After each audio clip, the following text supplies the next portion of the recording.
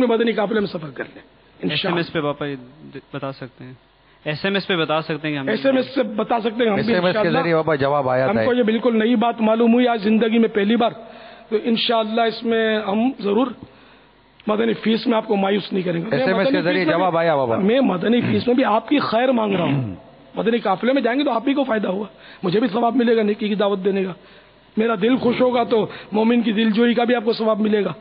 اس نیت سے بھی اگر آپ اظہار فرمائیں گے تو انشاءاللہ عز و جل۔ SMS کے ذریعے جواب آیا بابا ایک، الحمدللہ۔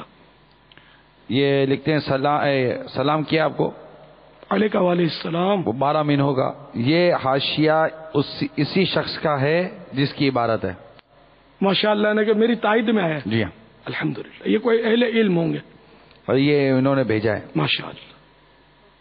خیر یہ نہیں آتا تو کوئی بات نہیں، یہ اس کا جاننا ضروریات دین میں سے نہیں تھا، ایک علمی شگوفائی ہے یا علمی اصطلاح ہے، تو یہ علماء کو آنا چاہیے، خصوصاً علماء کو، مفتیان کرام کو، مصنفین کو، مؤلفین کو، ان کو یہ چیزیں پتہ ہونی چاہیے، پوچھ پوچھ کے آدمی سیکھ سکتا ہے، توجہ دیں یہ فائدہ دیتی ہے۔ باپا وہ آپ نے تھوڑی دیر پہلے وہ فرمایا تھا کہ وہ میمن کا، یہ ہمارے اسلامی بھائی جو حد جنہوں نے کہا نا، ان کی بھی وہ تصدیق کر رہے ہیں کہ انہوں نے بھی درست جواب دیا۔ حد، ہاں بھائی صاحب حد، چلو بھائی حد من المصنف، ٹھیک ہے نا، حد والے کو بھی آج ملاقات کی اجازت دے دو، اور باقی جنہوں نے کھڑے ہو کر ہمت کر کے جو بھی غلط سلط جواب دیا ان کی ملاقات، ٹھیک ہے نا، بیچاروں کو یار ہمت کی اور اتنی ان کی مطلب ان پر ہنسنے کی ضرورت ہی نہیں کسی کو، آپ پہلے کہ اگر ان کی ناک کٹی تو آپ کی کون سی بچی، کٹی تو سبھی کی، آتا ہی نہیں کسی کو، تو ان کو ملاقات کرو تاکہ تھوڑی دل جوئی ہو جائے، تو اس میں ہمت کرنے میں حرج نہیں ہے، کوئی شرعی مسئلہ نہیں تھا، کوئی نہیں جانتا تو گناہ نہیں ملتا اس میں، ٹھیک ہے نا، کوئی ثواب گناہ، ثواب تو چلو اس میں ثواب کی صورت تو ہے اچھی نیت سے، یہ علم ہے، یہ اور دینی کتابوں کو سمجھنے کا ایک یہ بھی سبب ہے کہ یار یہ کس نے حاشیہ لکھا، تو بھائی یہ اعلیٰ حضرت نے لکھا ہے، تو اب میرے کو چونکہ اس کا وہ سیکھ لیا تھا آپ لوگوں سے، علماء سے، تو یہ مجھے مطلب ہے کہ یوں بولنے میں باک نہیں ہوا، وہ نہیں ہوا جھجک، میں نے کہہ دیا اعلیٰ حضرت فرماتے ہیں، ورنہ حاشیے میں یہ نہیں کہہ سکتے کہ اعلیٰ حضرت فرماتے جب تک وہ 12 مین ہو نہ لکھا ہو۔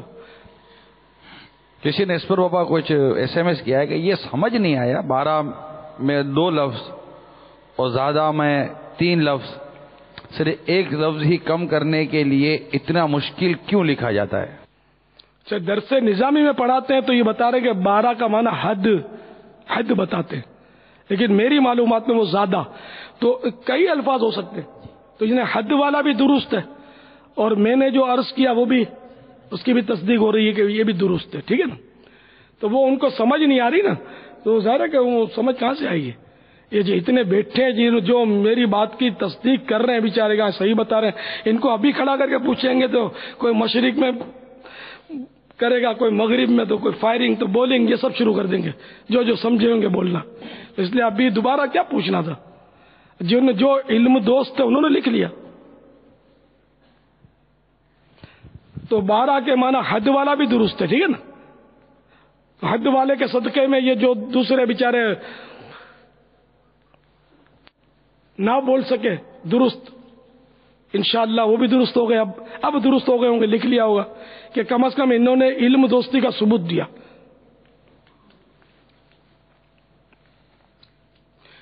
واللہ تعالی اعلم ورسولہ اعلم عز وجل وصلی اللہ تعالی علیہ وآلہ وسلم، صلو علی الحبیب صلی اللہ تعالی علی محمد۔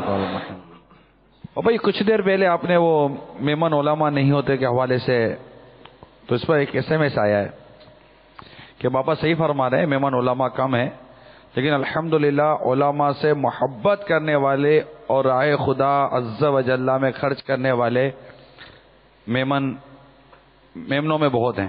اس طرح الحمدللہ خوبیاں نہیں ہیں، ایسا کس نے کہا؟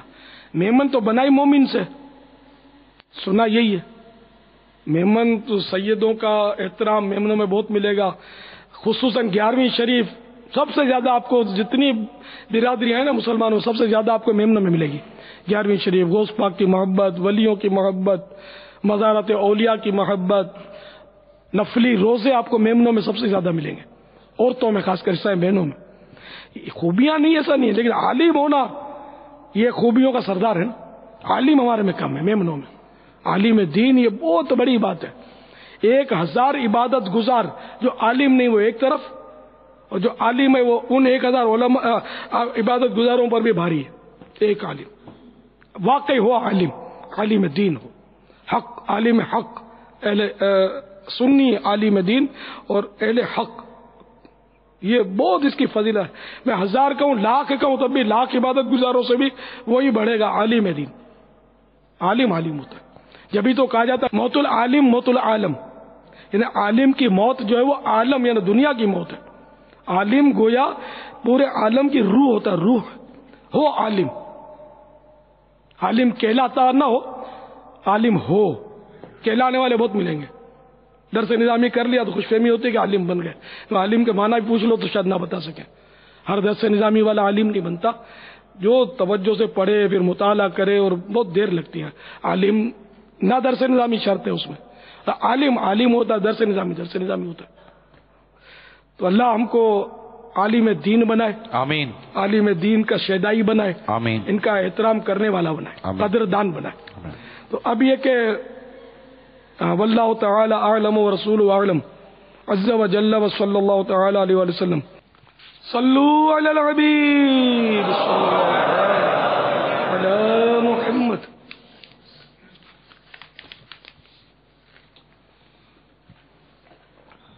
مدین پیارے باپا جان، ابھی آپ نے 12 منہوں کے بارے میں کچھ باتیں ارشاد فرمائی تھی۔ برائے کرم چونکہ یہ ایک علمی مسئلہ ہے تو کچھ اور وضاحت کے ساتھ ہمارے جو مدنی چینل کے ناظرین ہیں، حاضرین ہیں، سب کو دوبارہ ایک مرتبہ پھر اس کو سمجھا دیجیے۔ ابھی لغت میں دیکھا ہم نے تو زیادہ کے ابجد سے حروف 12 بنتے ہیں، اس طرح حد اس کے حروف بھی 12 بنتے ہیں۔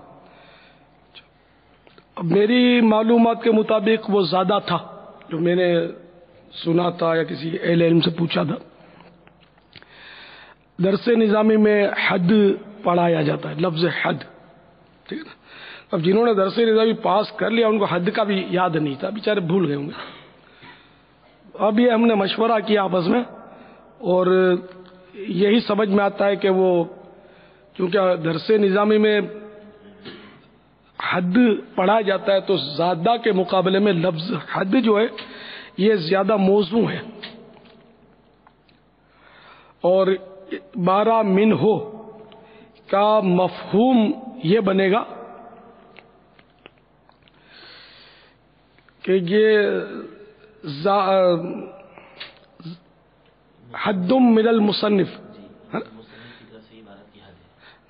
حد من المصنف، یہ مصنف کی طرف سے عبارت کی حد ہے۔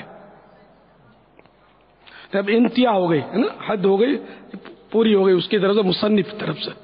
یہ اصل اس کا مطلب، اس میں معنی بھی آ گئے، مراد بھی آ گئی، مفہوم بھی آ گیا، سب آ گیا۔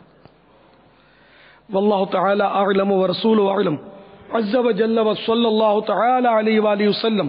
صلو علی الحبیب صلی اللہ تعالی علی محمد۔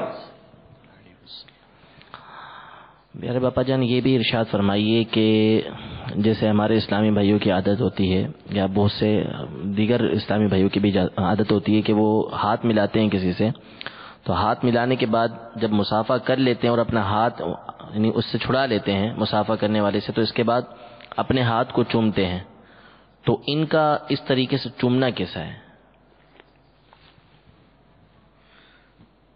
باہر شریعت میں تو لکھا ہے کہ مصافحہ کر کے پھر اپنا ہاتھ چومنا یہ مکروہ ہے اور ایسا نہیں کرنا چاہیے۔